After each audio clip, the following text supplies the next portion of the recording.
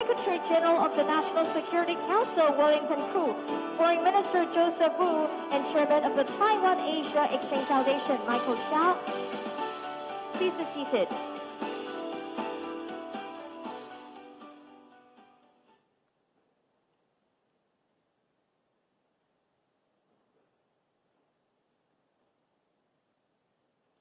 Distinguished guests, ladies and gentlemen, welcome to the 2022 Yushan Forum, Asian Dialogue for Innovation and Progress. I'm today's MC, Betty Chan.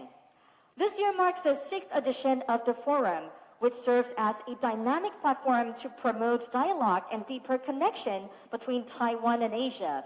The theme of this year, revitalizing, reorienting, and reconnecting, also highlights the importance of turning a new page in the post-pandemic era. Representatives from the government, industry, and academia from home and abroad will shed light on the key issues of economic cooperation, international relations, and the promotion of freedom and democracy. We look forward to the fruitful exchanges in today's forum. To kick off, we would like to play a video with the messages from heads of government of Taiwan. Please enjoy.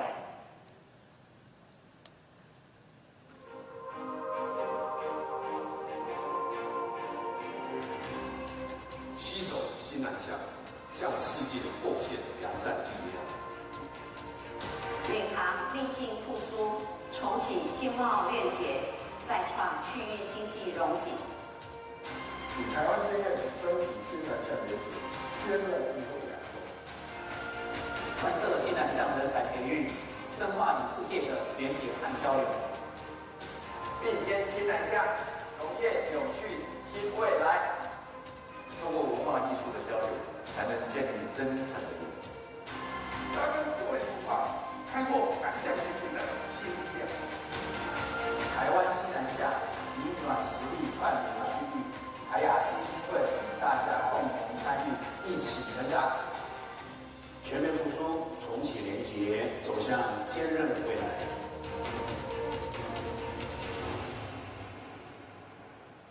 Thank you for the greetings from the heads of government.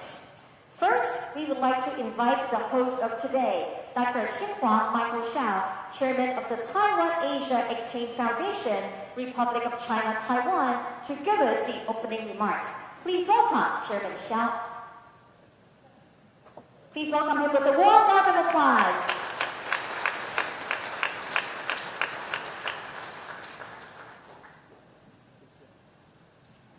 I have to carry this.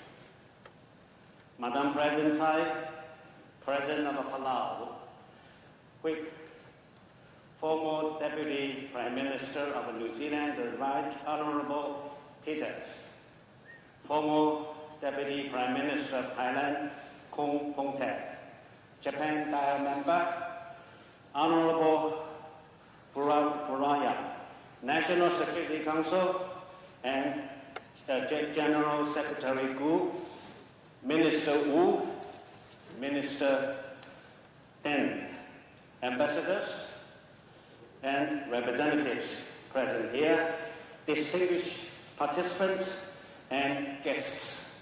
Ladies and gentlemen, good morning.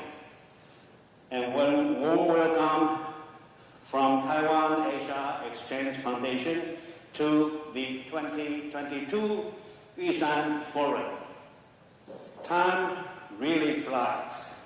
The Yushan Forum has entered its 6th year.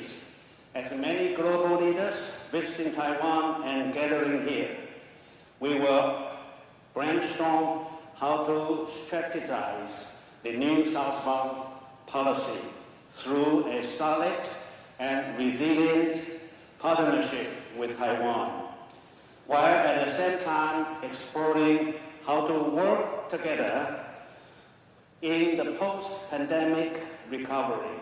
This year, we have a total of 31 international distinguished speakers and global leaders to participate in the Yushan Forum.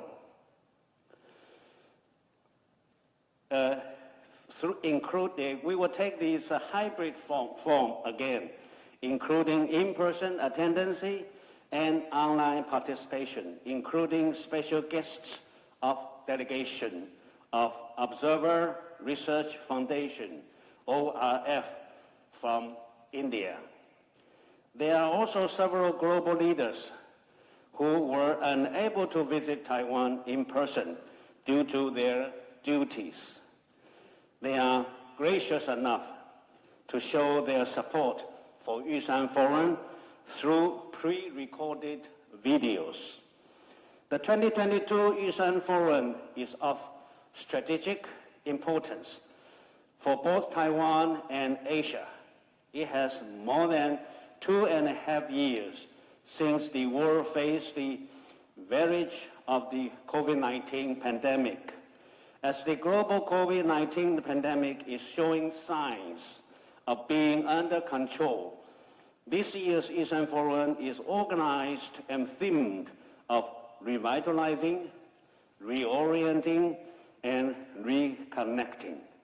The forum will continue to pay special attention to issues such as resilience and regional cooperation.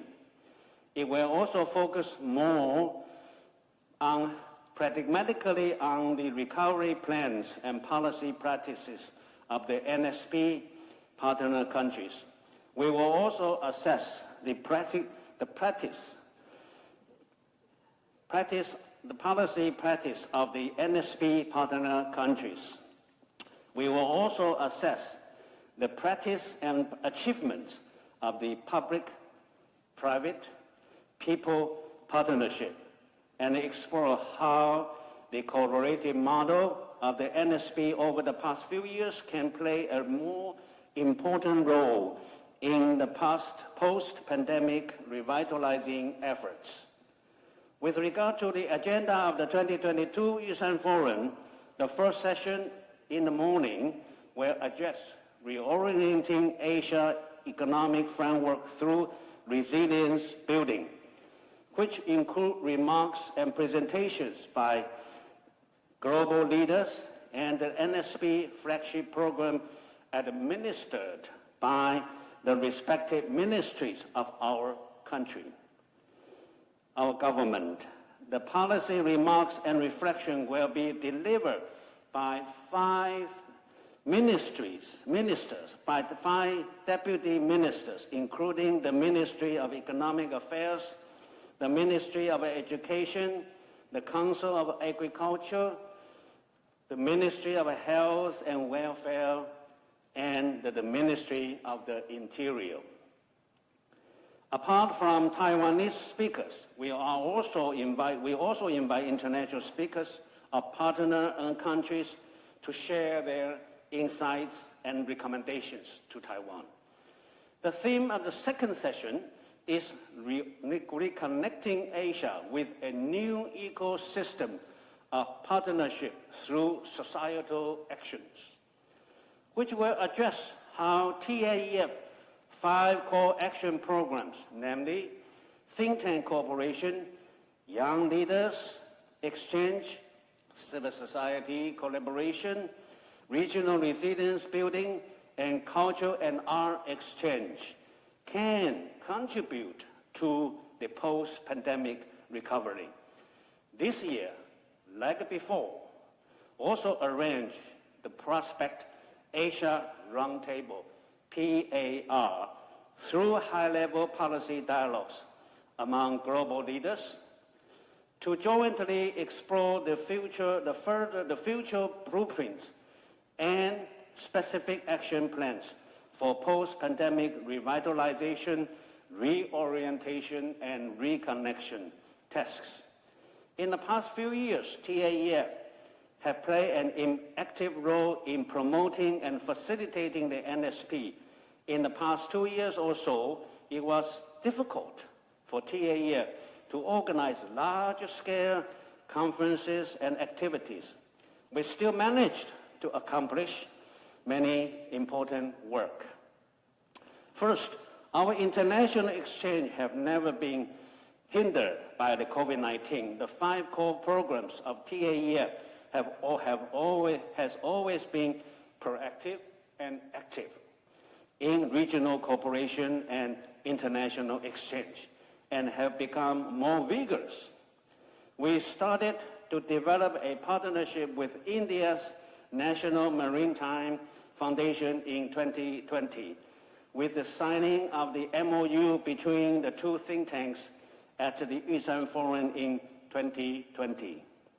In addition, in 2022, TAEF also worked with Observer Research Foundation, ORF, India's prominent think tank, and both agreed to jointly organize the inaugural Taiwan-India dialogue right after this year's Yushan Forum on October 8th. In the past 2 years, we even have successfully invited global leaders to join us at the forum. The most impressive one is the Honorable Tony Abbott, the former Prime Minister of Australia last year, whose inspiring quote, "Nothing is more pressing now than solidarity with Taiwan. If we want a better world," is even more touching today when Taiwan faces China's economic sanctions and military intimidation. The South Asia Taiwan CSAS Young Leaders Camp held every year, working with AIT, has not been stopped either. I would like to announce here that 2023, we will initiate a new Taiwan Asia Young Leaders Grant to encourage our CSAS alumni to establish teams and networks, deepening their own transnational partnership and developing meaningful social initiatives with young leaders from NSP partner countries. In April this year, at the Asian Disaster Prevention Summit, co-organized with the Asia Resilience Consortium, ARC, member institutions, we invited representatives from the Philippines, Australia, New Zealand, and Japan to share how different countries in Asia have been facing climate change and to discuss ways of cooperation. In late 2021, we shouldered the responsibility to organize a high-quality open parliament forum with members of our parliaments from Central and East Europe, getting together to discuss the development and dynamics of the open government initiative as well as the digital democracy. Secondly, I wanted to emphasize the intellectual aspect of TAEF effort. Although we have fewer opportunities to go abroad for exchange during the past 2 years, TAEF obtained more time for research and publication. We published Taiwan NGOs aid and assistance to Asia during the pandemic in October of 2021, documenting the telling stories of 30 Taiwanese NGOs assistant work in more than 10 NSP partner countries. Regarding policy recommendations, at the end of 2021, we collaborate with the GTI, the Global Taiwan Institute in the United States, to promote the policy research project on connecting Taiwan's new southbound policy with U.S. foreign policy initiatives in Asia, and has produced a report with practical policy recommendations. TAEF also worked on the analysis of a current state and future prospect on Taiwan's relations with the following NSP partner countries: Taiwan and India, Taiwan and Southeast Asia, and Taiwan and Australia. We eventually published 3 reports. Some of the reports are in your symposium bag today. In addition, we further produced a report on retrospect and prospect of the New Southbound policy by emphasizing the core value of warm power in it, with above 4 newly published policy research report. TAEF intends to demonstrate our intellectual capacity as a think tank on NSP. In the future, TAEF will continue to strengthen the networks to promote the NSP in the region and beyond, so to build solid international links and resilient partnership. I hope that you all will continue to support TAEF and Taiwan's New Southbound policy. Finally, once again, welcome and please enjoy today's Yushan Forum. Thank you very much. Thank you, Chairman Xiao. Please return to your seat. As mentioned by Chairman Xiao, today we are deeply honored to have invited 31 speakers and world leaders to join the Yushan Forum. So once again, a warm welcome to you all. Ladies and gentlemen, and now we would like to invite Her Excellency Tsai Ing-wen, President of the Republic of China, Taiwan, to give us her remarks. Please welcome President Tsai with a warm round of applause.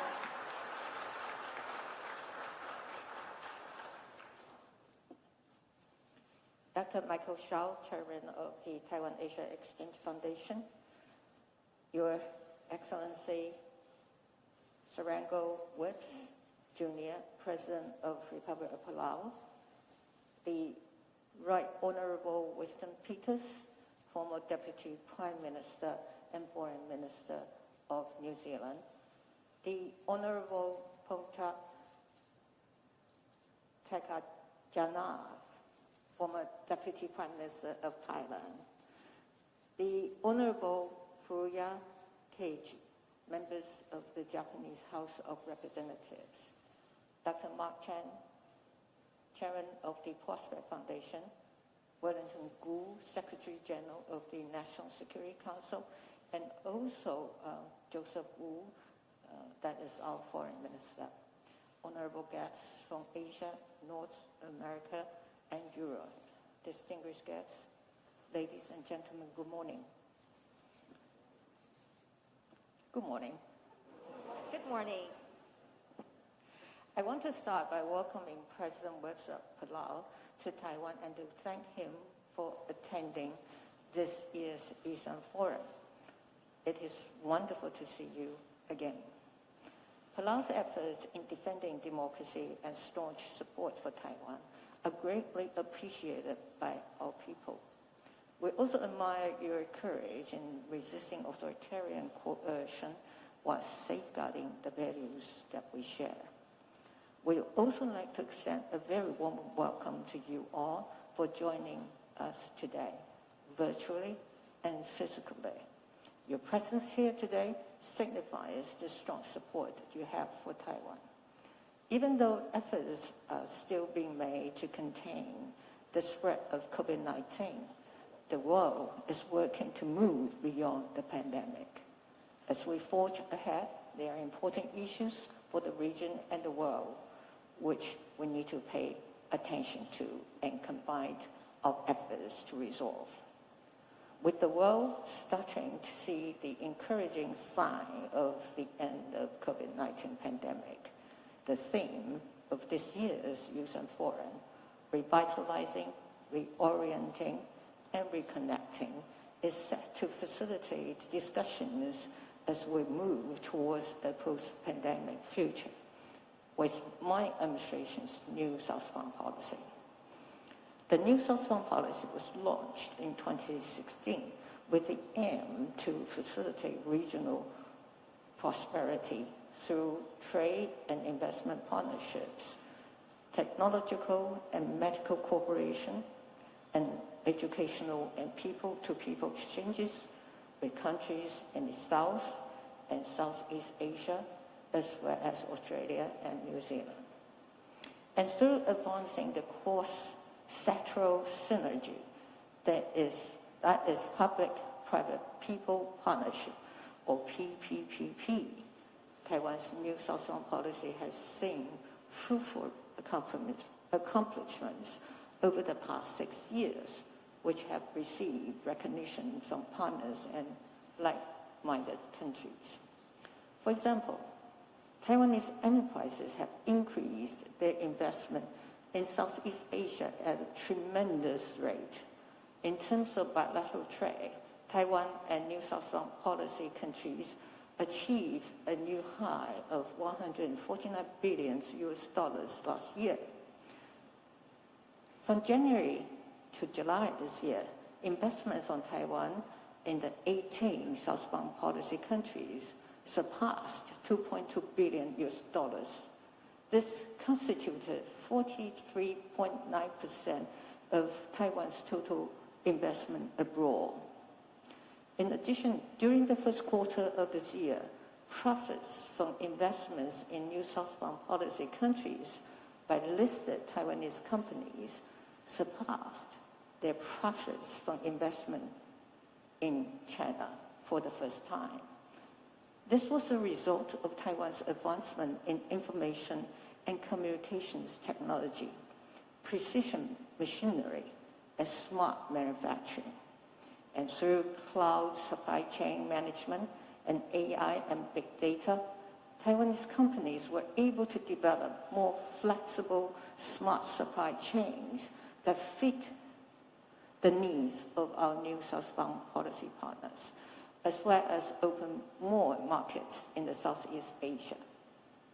This is an indication that Taiwanese companies' redirection of their investments to the new southbound policy countries is now a consistent trend.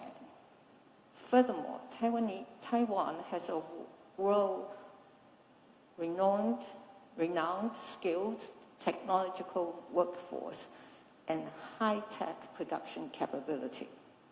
According to the 2022 World Competitiveness Yearbook published by the International Institute for Management Development in Lausanne, Switzerland, Taiwan is the 7th most competitive country in the world.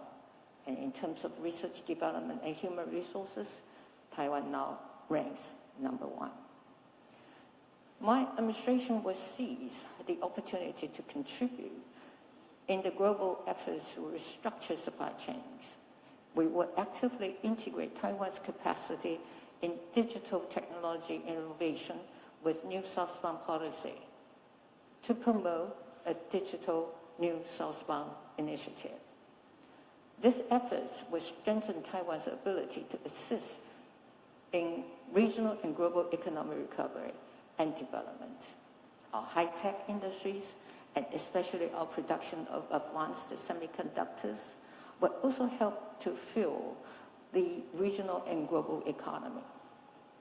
At this critical juncture, as the world fights to regain its footing from the effects of the pandemic, Taiwan can be a crucial actor in the development and prosperity of our region. Not only that, Taiwan is also actively addressing issues related to climate change and environmental protection. Taiwan has long shared the climate monitoring, technology, and natural resources preservation knowledge with our diplomatic allies and Pacific Island countries. Taiwan also partners with them to promote development assistance programs in climate disaster prevention and mitigation. At the Our Ocean Conference in Palau this April, Taiwan showcased its efforts on how it is managing cleaning up ocean waste, promoting a sustainable blue economy, and executing a series of policies under our Salute to the Seas policy initiative. We appreciate the positive response we received from the host country, Palau, and other participating countries. We would like to take this opportunity to congratulate President Wicks again for successfully hosting this year's OOC. The Indo-Pacific region is now the world's fastest growing and most influential region. This is also the region that will shape the course of the 21st century and our future. But in recent years, the Indo-Pacific has also come to face serious challenges. Our region's security and economic order are threatened by the expansionist ambitions of authoritarian regimes and their coercive tactics. The democratic values and rules-based order we in the region have long worked to uphold are now being eroded by these actions. To ensure the peace, stability, and prosperity of the Indo-Pacific, we need a new regional framework that advances collaboration between like-minded democratic partners. Over the past few years, various international efforts have been made towards this goal. The Quad, the AUKUS, and the Indo-Pacific Economic Framework are all examples of countries coming together to contribute to regional security and development. Continuing and expanding this trend of international collaboration will be key to creating a new vision for the Indo-Pacific that benefits people across the region. While Taiwan stands on the front line of authoritarian expansion, our resilient economy and industrial supply chains remain a vital part of the regional ecosystem. It goes without saying that Taiwan will be an indispensable partner in the creation of a new regional framework. The new Southbound policy is at the center of Taiwan's own Indo-Pacific strategy. Through this policy, we are working to bolster our security and economic ties with partners across the region. And we sincerely hope that by engaging with friends and partners from around the world here at the Yusan Forum, together we can make real progress in advancing regional security and prosperity. The past 2 years have not been easy for all of us, but we have come a long way.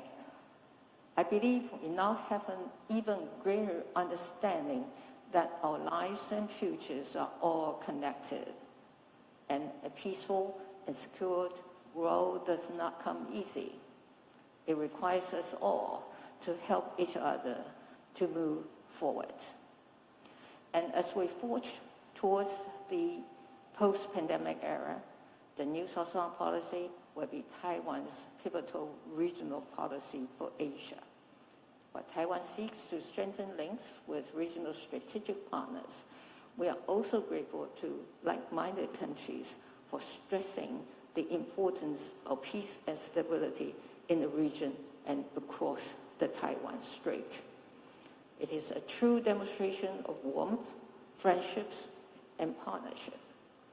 Time and again, we are confronted by great challenges, but we have always been able to triumph by standing up for one another and working together.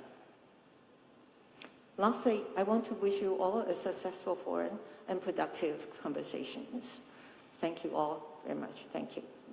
Thank you very much, President Tsai. Please return to your seat. As President Tsai mentioned, Taiwan plays an important role in a global economic recovery and supply chain, and we hope to see more exchanges between Taiwan and the world. Ladies and gentlemen, today we are honored to have invited world leaders to join this forum, showing their staunch support for Taiwan. First, please welcome His Excellency Surangao Whips Jr., President of the Republic of Palau. Please welcome President Whips with a warm round of applause.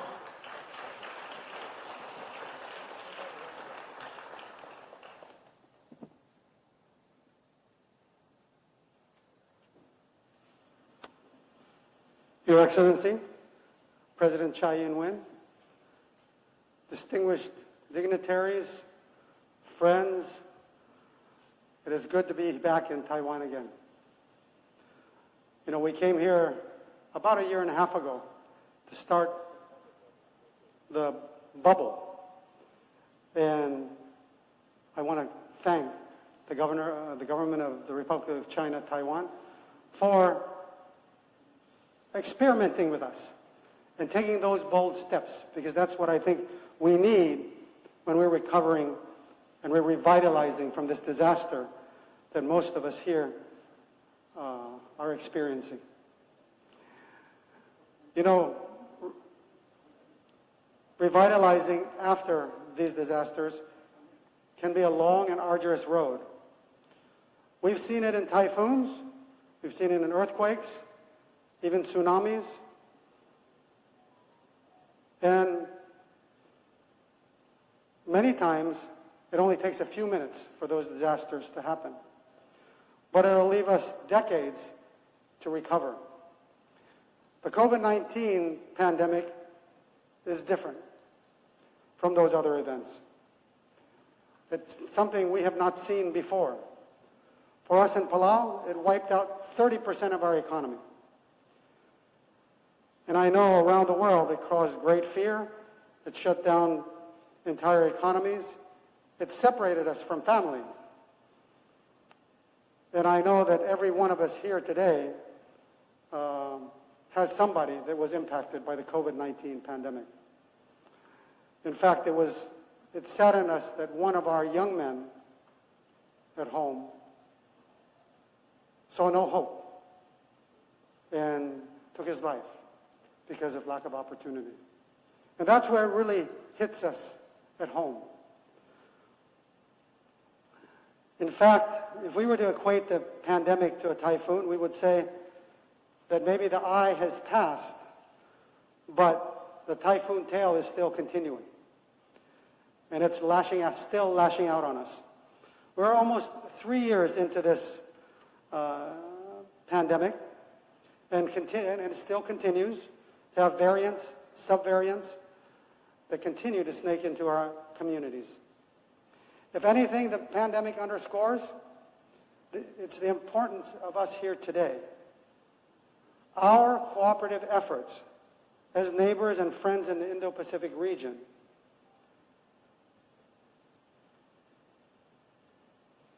is what's needed. COVID-19 had a profound impact on our economies and showed us that no one nation truly stands alone. That's why I appreciate the opportunity to be here from Palau to participate in the 2022 Yushan Forum as we explore the prospects of revitalizing, reorienting, and reconnecting, and raising those partnerships to a new level that we believe is absolutely necessary. The world as we knew it before COVID-19 is gone. We would be wise to glean from the last 3 years any information that we can, and then use that to make us stronger as we march boldly into the new new quasi-post-pandemic world. We need to have a thoughtful and balanced response during this revitalizing stage. We need to strengthen infrastructures, emergency pathways of goods and services, and we need to be able to respond quicker. Combined, these can all help us to mitigate the impact of future disasters. Looking back at Palau's experience with the COVID-19, we are very blessed to have friends that helped us through the crisis. I still recall a fishing boat from Taiwan bringing lab equipment so that we could test people coming to Palau. And I remember being at the airport when I first got into office, receiving the first vaccines with the Ambassador of the United States. And that was a ray of hope that we can get through this together. There are so many friends that came together to help us in this most difficult time. Today, the global pandemic is in its 3rd year. And although there is concerns about different variants or subvariants, we are seeing the light at the end of the tunnel. It's important, however, that we work thoughtfully and work together. Otherwise, those lights at the end of the tunnel could be lights of an oncoming train, and that could be disastrous. Palau is taking stock of where we were and what we need to do to raise the quality of life for our people. We believe that a stable and prosperous Palau with economic resilience can provide stability and prosperity for our friends and neighbors in the region. Our primary focus in the immediate future is to reconnect. We are a tourism-based economy, and I want to thank the Ministry of Foreign Affairs and President Chai for hosting us and having roundtables discussing tourism, banking, agriculture. And the most intriguing to us was meeting Ms. Audrey Tang of the Ministry of Digital Affairs. You know, we need to combine our resources, our ideas. We have tried different ways to look at our economy and say, the model that we had before the pandemic cannot continue. We must diversify. We must look at our resources, our oceans. How can we sustain them, but also be a source of food security? We must look at the digital world. Palau launched a digital residency program. And we've seen that because of the pandemic, borderless companies and ideas continue to grow. And meeting with Minister Tang, I think her statement is free the future. And I think that's what we need to do, is we need to free the future with the digital technology that's out there. It is absolutely essential that we work hand in hand to create, among other things, a diverse and yet sustainable economies that can withstand the winds of typhoons, climate change, and viruses. We need stronger healthcare and first responder systems to respond in times of disaster. We need robust educational programs that ensure that our younger generations are equipped to provide solutions. And we need substantial agricultural and aquacultural programs to promote food security in the midst of climate change. There has been a strong partnership between Palau and Taiwan in these areas, and that partnership continues to strengthen. The process of restoration will require us to adjust our thoughts and our approach as we learn to apply the newfound knowledge that we have. The goal of my administration is to strengthen our country's ability to mitigate the impact of future events and promote the well-being of all Palauans and our friends and neighbors in the Indo-Pacific region. I attend today's forum knowing that we share the same goals for our respective nations and a similar vision for the future of our region. We became stronger and smarter through this pandemic, and most importantly, when we work together as friends to solve the challenges that we have. We are focused on clean and safe oceans, and we thank the government of the Republic of China, Taiwan, for partnering with us and support and having a successful oceans conference in Palau. We are focused on good health and food security for our people. And I think most importantly, peace and economic prosperity for our nations. Mr. Lang, thank you, xie xie, and thank you for the opportunity to be here today. Thank you very much, President Whips, for always advocating for Taiwan's international participation. Please return to your seat. Thank you so much for being a true friend, and forums like this one offer us the opportunity for like-minded democracies to get together and support each other. So thank you once again. And ladies and gentlemen, now we would like to invite the Right Honorable Winston Peters, former Deputy Prime Minister and former Minister of Foreign Affairs of New Zealand, to give us his remarks. Please welcome him with a warm round of applause.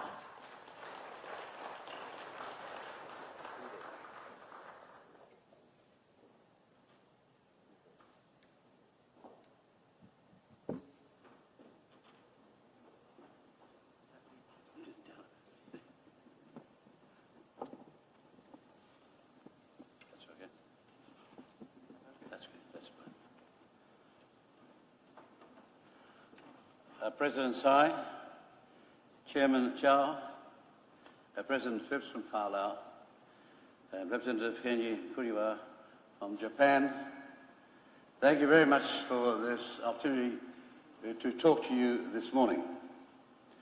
Friends, we are all here to make a contribution on revitalizing, reorienting, and reconnecting with Taiwan. And during this forum, we'll all have a chance to hear from the very many interested countries their perspective on rebuilding a future with Taiwan together.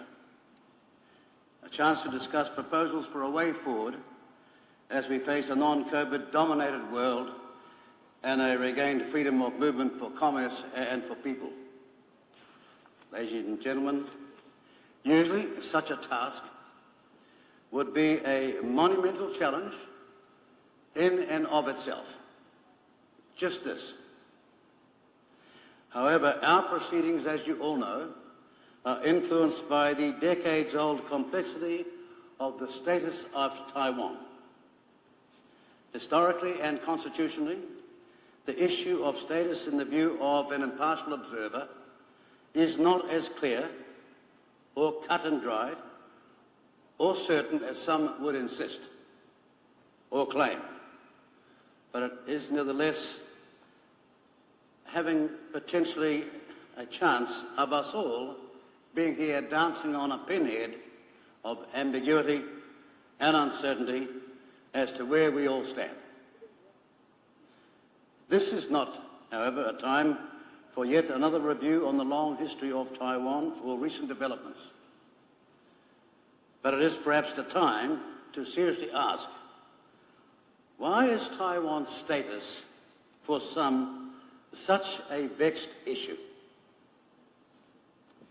Now, if Taiwan's people were the victims of governmental tyranny and living under conditions of economic misery, then the magnitude of international profile would be understandable. All the criticism and all the arguments and debate would be explainable. If this was so, there would be reason for concern in the neighbourhood and indeed internationally. If this was so, the unerring focus would be understandable. Other countries would be justifiably concerned at such a condition and wish, if possible, to contribute to a positive change. But Taiwan and its people are not living under government tyranny, nor are they the victims of economic misery. The very opposite is a truth to celebrate, not condemn. Taiwan is a world leader, economically and socially. That is the real status quo that I'm sure we here today wish to help build on and go forward. And let's ask ourselves, or some of those others watching, a simple question. If there were more Taiwans, would our world be a better place? You're being too kind to yourselves. If there were more Taiwans, would this world be a better place? Yes. One more time, because people have got to know this. If there were more Taiwans, would this world be a better place? And the answer is compellingly, irrefutably, yes. And the positive answer to that question should echo loudly from today's forum. So we come here today with no secret agenda, no ulterior motive, no malignant velvet glove alternative program, And let us all be clear today. Taiwan believes in freedom. So do we. Taiwan believes in democracy. So do we. Taiwan believes in the rule of law. So do we. Taiwan believes that citizens have the right to question their governments, and so do we. All social policy advances occur when there is economic prosperity to pay for them. Cooperating, collaborating and partnering with Taiwan in emerging elements in the international economy going forward is in all of our interests. It is in the world's interest. And that is the prize we have set our eyes on.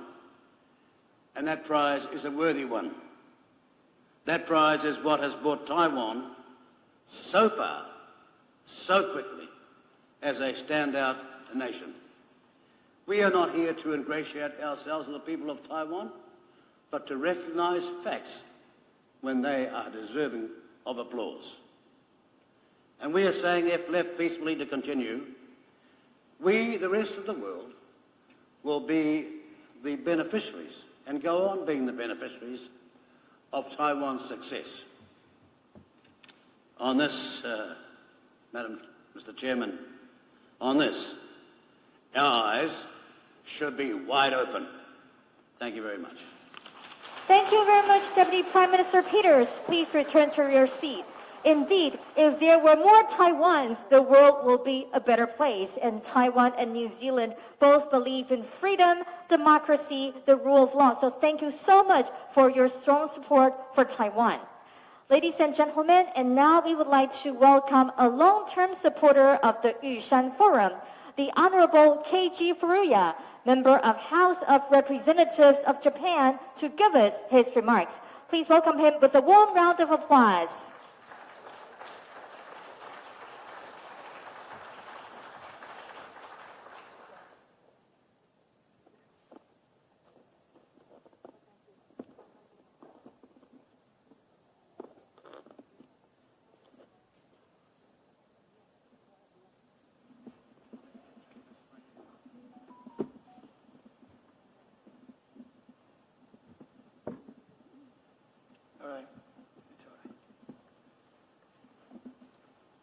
Good morning, everyone, and greeting to President Tai, the people of Taiwan, the guests, and everyone present. I am Keiji Furuya, a chairman of the Japan ROC Diet Members Consultative Council, which is made up of 270 members of the Japanese Diet from different political parties. I would like to express my sincere gratitude for being invited to the Yushan Forum today. This will be my fifth speech at this forum for the fifth consecutive year. I had to attend last year's and the year before last meeting online, so I'm delighted to be here for the first time in 3 years. First of all, I would like to express my sympathy to those affected by the earthquake that struck eastern Taiwan on September 18, and my prayers for the fastest recovery possible. This year marked the 50th anniversary of the severance of diplomatic relations between Japan and Taiwan, and next year marks the 50th anniversary of the establishment of our Council. Over the past half-century, the Council has made active and constructive effort in various fields, including politics, economy, and culture, and serves as a link connecting Japan and Taiwan without diplomatic relations. For example, in recent years, we have expressed our support for Taiwan's participation in international organizations such as the WHO and the TPP, and helped organize a Japanese exhibition at the National Palace Museum, facilitated mutual support amid the pandemic, and supported Taiwan in the Pineapple War. In Japan and Taiwan, legislative diplomacy played an extremely significant role. The entire world suffered from the COVID-19 pandemic, and our two countries worked hand in hand and helped each other. Taiwan provided Japan with 2 million masks, and Japan provided Taiwan with 4 million doses of vaccines. A friend in need is a friend indeed. At the same time, the pandemic offered us all more opportunity to meet faraway friends online and brought us closer than ever, regardless of where we were in the world. As we said, it was a blessing in disguise. Last March, our council successfully hosted an outline meeting between President Tai and the late former Prime Minister Abe for the first time. The two leaders made a promise to meet in Taiwan, and they were also making plans to have the former Prime Minister speak at the Legislative Yuan. However, on July 8th, he passed away without fulfilling his promise. Many Taiwanese people paid their respect to him and displayed warm message to Taipei 101. I felt a bond between Taiwan and Japan through that. In addition, we were honored that Mr. Suja Chuen, a chairman of the Taiwan-Japan Relations Association, and Mr. Wang Jinping, former president of the Legislative Yuan, and Mr. Xie Changteng, Taiwan representative to Japan, attended the state funeral on September 27th as representative of Taiwan. People of Taiwan, thank you very much. I deeply believe that the former President Lee Teng-hui and former Prime Minister Abe are watching over Formosa. The free and open Indo-Pacific vision proposed by former Prime Minister Abe has now become a global standard. We will continue that legacy. However, we are now facing a new crisis as we try to leave behind the one caused by COVID-19. A Taiwan contingency is a contingency for Japan. This phrase is becoming a reality. In August, I visited Taiwan and held talks with President Tsai and many other dignitaries. I could feel a strong sense of crisis from everyone about the situation occurring in the Taiwan Strait. Today, delegations from all over the world continue to visit Taiwan. This is a sign of the strong sense of crisis felt among countries around the world that the Taiwan Strait is a hotspot. Meanwhile, China has been calmly amazing Russian invasion of Ukraine. Looking at China's unilateral action to change the status quo by extraordinary force, as we can see from the rapid increase in China's defense expenditures and revision to the National Defense Law, Armed Police Law, and Coast Guard Law. It is easy to imagine the risk that lie ahead. Of the 14 Pacific Island countries, including Palau, 4 have diplomatic relations with Taiwan, while Kiribati and the Solomon Islands have broken ties with Taiwan and established diplomatic relations with China. They might have been attracted to the short-term economic support doing so would provide. But China has been sending people, equipment, and companies unilaterally after lending excessive loans, considering only its own benefits. Japan has been telling everyone that this is the invisible debt trap. The invisible debt trap in the end. Recently, the Solomon Islands and China signed a security pact. You know what China is plotting in the long run. The Pacific Island Leaders Meeting, PALM, is held once every 3 years, hosted by the Japanese government. And we have already met 9 times.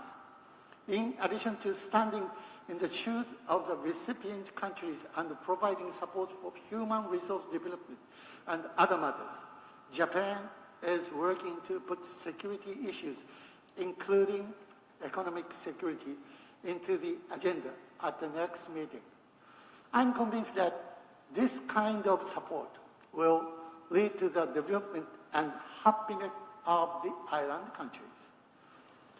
The peace and the stability of the Taiwan Strait are essential not only for the security of the people of Taiwan, an important friend to Japan, but also for the security of 24,000 Japanese people living in Taiwan, for the security of our country, and for the stability of the international community. What would happen to the supply chain if a crisis occurred in Taiwan Strait, where the world cargo comes and goes? If anything happened, it would already be too late. President Biden of the United States clearly stated that United States forces would defend Taiwan in the event of an unprecedented attack by China. As we adhere to the one China principle, no one, let alone Taiwan, wants China to increase its military coercion. No one benefits from such a move, and it will only damage the peace and the stability of the region. That is why it is more important than ever for like-minded countries that share common values to work closely together to prevent such a situation from happening. Japan conducted a Taiwan contingency response simulation in August.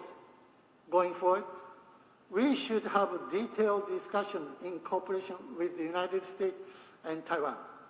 In July 2021, our Council hosted the first trilateral strategic dialogue with lawmakers from Japan, the United States, and Taiwan online.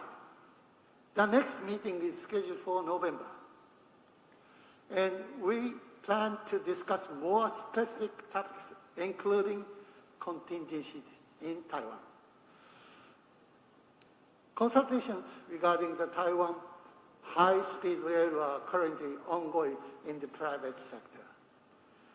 The railway has been operated as a symbol of the strong bond between Japan and Taiwan since its opening in 2007. And Japan's Shinkansen train has been running on it securely, with the top priority being safety.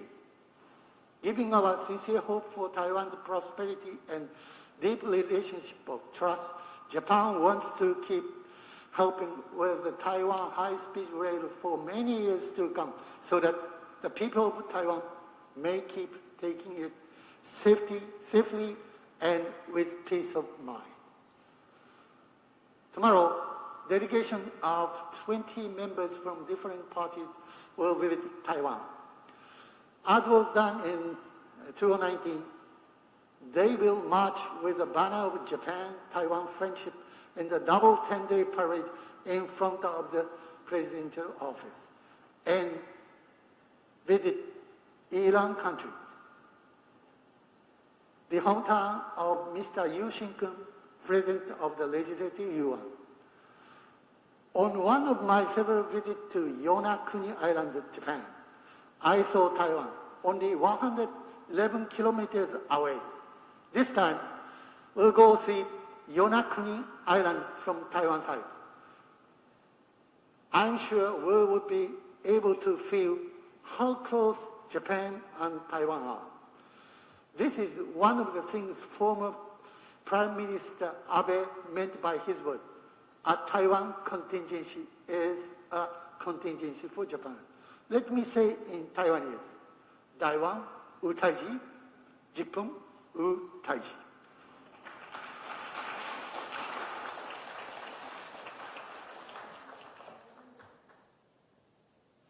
Our contingency in Taiwan means a contingency for Japan and a contingency for countries that share common values of freedom, democracy, the rule of law, and basic human rights.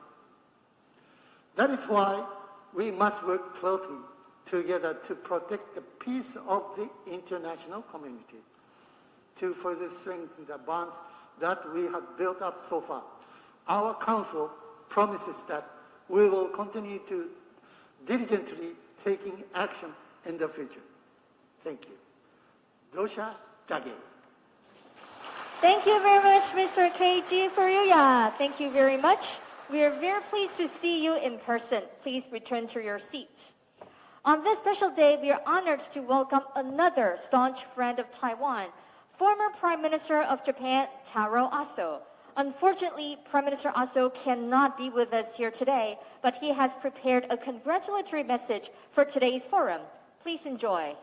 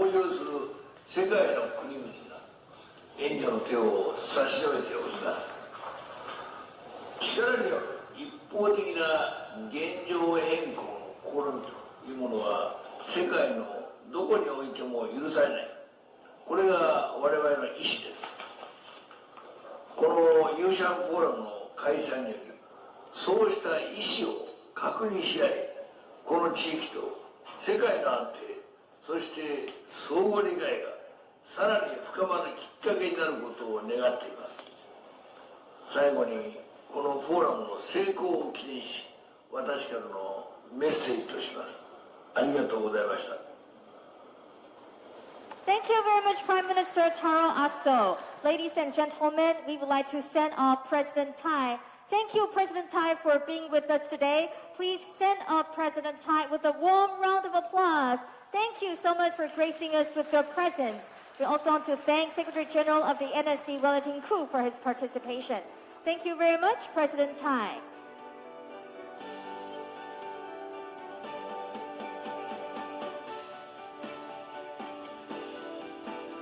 Once again, a round of applause to President Tsai Ing-wen. Thank you so much for being with us here today. Thank you very much. Please be seated. We would like to once again thank our global leaders for being with us today.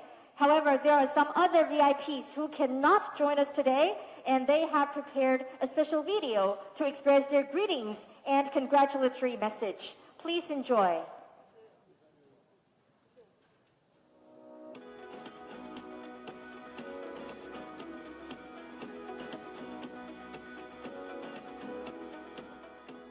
In these times, it's very important that the democracies stand together. If we look around the world, it's pretty clear that the dictatorships are on the march. The Russian dictator invaded Ukraine because he thought it would be easy. And the world needs to draw the right lessons. The more support and help and solidarity that the world can show to Taiwan, the safer all of us will be. We are in a global struggle to make sure that people are able to enjoy fundamental rights and freedoms, shape government policy, and freely access information. Taiwan and the United States are committed partners in this fight, but many countries share these objectives. To best support democracy, we need to learn from each other and collaborate as much as possible. We must also increase our engagement with countries in the Pacific Islands and South and Southeast Asia. Beijing's action directly affects the status quo across the Taiwan Strait and international order as a whole. Moreover, the United Nations continue to exclude Taiwan from the UN system by citing an erroneous interpretation of United Nations General Assembly Resolution 2758. Japan and Taiwan should stand together at the forefront to maintain an international order based on peace and stability of the Indo-Pacific. Malaysia is one of the partner countries under Taiwan's new southbound policy. Both sides enjoy a robust, substantive relationship, including trade, investment, education, tourism, and people-to-people ties. The COVID-19 pandemic, supply chain disruption, shortage of commodities, inflation, climate change, and natural disaster, etc. We know that we can't meet these challenges alone.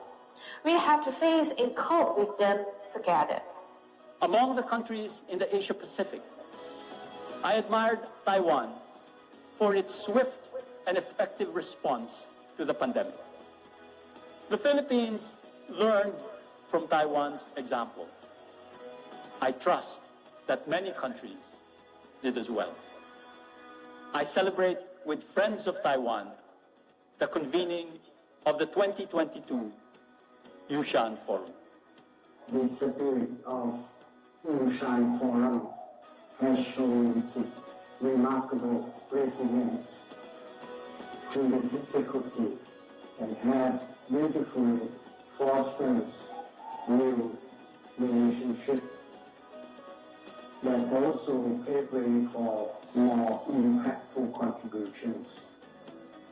And I believe that Yushan Forum calls for and allow us to reunite for a healthier, stronger, and better future together as well.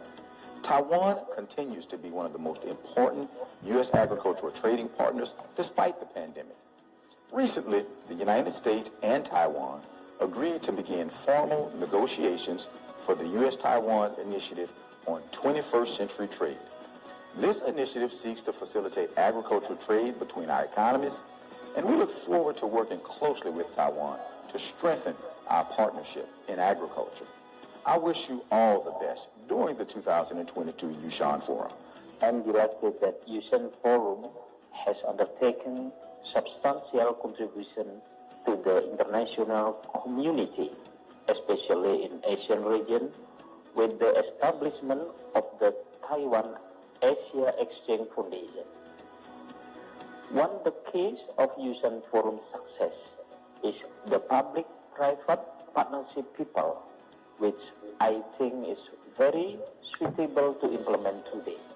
Taiwan is a very important trading partner and economic partner for New Zealand, our seventh largest export market, a free trade agreement partner, Looking forward very much to participating in the forum and talking about Taiwan's relationship with the region. It's a very interesting, dynamic time, and it's very important that Taiwan is fully involved in regional processes. At the U.S. Department of State, we know that Taiwan is a vibrant democracy and a force for good in the world. This year's Yushan Forum theme of revitalizing, reorienting, and reconnecting aligns with our vision for a free and open Indo-Pacific that is connected, prosperous, resilient, and secure. And we are ready to work together to build a collective capacity for a new age.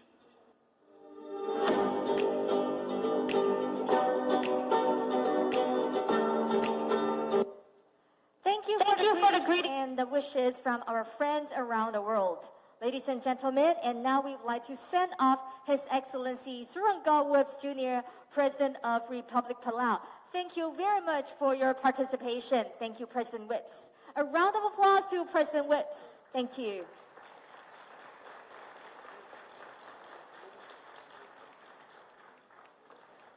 And ladies and gentlemen, now we will take a 10-minute break. Please help yourselves to the refreshments outside. Be sure to put on your face mask if you leave your seat. Our next session will start at 10:20. 10:20. Thank you.